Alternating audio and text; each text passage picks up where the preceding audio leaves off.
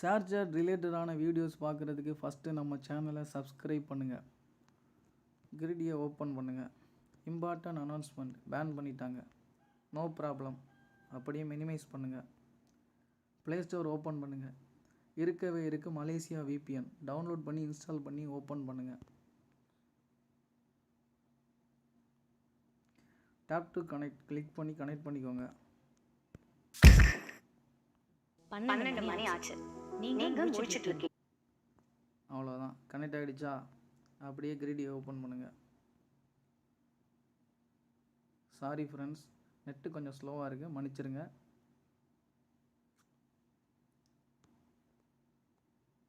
அவ்வளோதான், கிரிடி வந்துடுச்சா?